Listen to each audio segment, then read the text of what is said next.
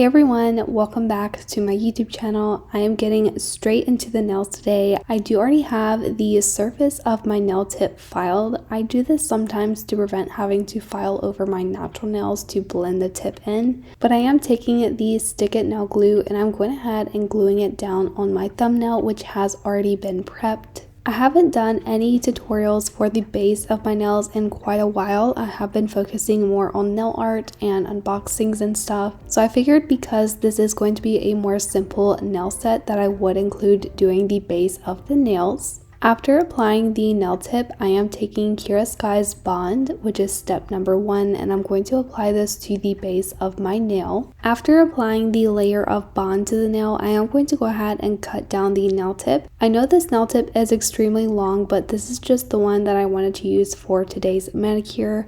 So I am taking some nail tip cutters and I'm going to go ahead and cut down some of the length. For the manicure, I am going for a medium length.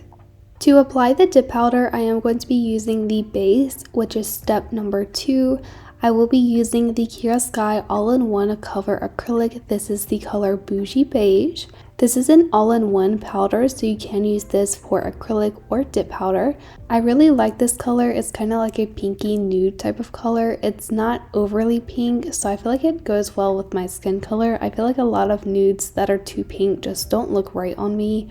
So taking the dip base, I'm going to do a very thin strip going down the center of the nail. I just applied this right around where the nail tip meets my natural nail, and I'm going to go ahead and dip into the powder. I do like to let the powder sit on the nail for a few seconds before I tap away the excess. I feel like this just really helps the powder absorb into the dip base. After tapping away the excess powder, I am taking a fluffy brush to remove the remaining powder. For the next layer of dip powder, I'm going to cover a slightly larger area on the nail than the previous layer of powder. This is going to very gradually build up the nail and give it the strength and structure that I need to prevent the nails from breaking. I know I am not doing this according to dip powder directions, but keep in mind these nails are quite long and I don't want the nails to be very flat. If I followed the typical dip powder instructions, these nails would be extremely flat and they would break very quickly because of the length. So to adjust for the length of the nails, I am going to be doing 7 layers of dip powder total. These nails are a little bit more on the thicker side, but I really love how these turned out. I would personally recommend that you do at least like 4 or 5 layers of dip powder for a nail length like this. But if you are just doing a dip powder overlay over your natural nails that are very short, definitely stick with 2 to 3 layers. A lot of people have commented before on my previous videos and just in general saying that whenever you build the apex, you should be using a clear or natural colored powder. I definitely recommend that, but personally for me, I have so many colored powders that if I was to sit and build the apex with a clear powder for every single manicure that I did, I would run out of clear so quickly and I would never go through any of the colors that I have. So this is kind of just my way of using up my colored powders. Definitely do build up the apex of your nail with a clear or natural color powder. Those typically tend to be a little bit stronger just because they don't have any pigment in it, so it's more of like a pure acrylic powder. But this is just how I am doing my dip powder application. I do have to tell you guys that I'm going for a pretty simplistic nail set today.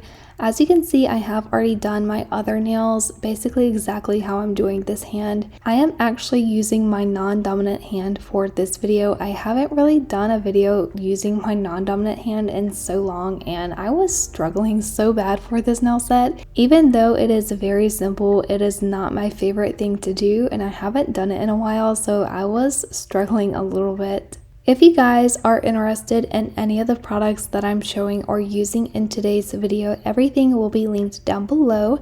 As I said earlier, this is a video using Kiara products and I am an ambassador for Kiara, so you guys can use my discount code KCNAILS to save a little bit of money on your purchase. I do also want to go ahead and thank Kiara for sponsoring today's video. Next, I am taking Kiara's Seal Protect. This is step number 3, and we're going to apply this very generously to the entire nail.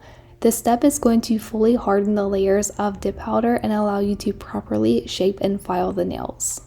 After the Still Protect has fully dried, I am taking Kiara Sky's 100 Grit Half Moon nail file, and I'm going to go ahead and file and shape. I don't know about you guys, but to me, filing your nails with your non-dominant hand is like the most difficult thing to do. I really struggle with it, so please don't judge my filing at the moment. I don't end up showing the whole thing, but I just reshaped the edges of the nails and went ahead and filed over the surface as well. So here are what the nails look like after filing and shaping all of them. I did apply a matte gel top coat for the nail art. I'm now taking the gel art liner, the Minta Lisa. This is a really pretty like minty green gel liner color. I am going to go ahead and do a French tip. I'm starting at the right corner of the nail, and I'm going to go ahead and draw a curved line going down towards the center, and I'm going to repeat the exact same thing on the other side. Once I have the smile line done, I am going to go ahead and fill in the rest of the French tip nail. French tips are really fun to me. I love doing them. There's so many different ways of drawing out your smile lines, so if you can't perfect the shape like this, you can definitely do other methods to get a better smile line. This is just how I like to do it sometimes, but you can definitely do whatever works best for you. I'm going to go ahead and do French tips on all of the other nails as well. For the ring fingernail, I am going to be using the color Take a Tint. This is a really pretty like pastel blue color. It's pretty similar to the previous color that we used. After painting each color, I am taking Kiara Sky's Beyond Home LED nail lamp. This is the pink one, and I am curing for 60 seconds. For the middle fingernail, I am going to be using a pink gel liner. This one is called Pigment to Be. This is a really nice pink color. It's not really like pink, it's kind of like corally pink, if that makes sense. I really like this color. I like all of these colors, honestly. I love pastel nails. For the index nail, I am using the color Warhol of Fame. This is a lavender color. It's definitely my favorite one out of all of these. I do believe that all of these gel liners came from the collection too, so I'll have the collection linked down below, but you may also be able to purchase these individually. And for the thumbnail, I am using the color Story of My Life, which is a pastel yellow.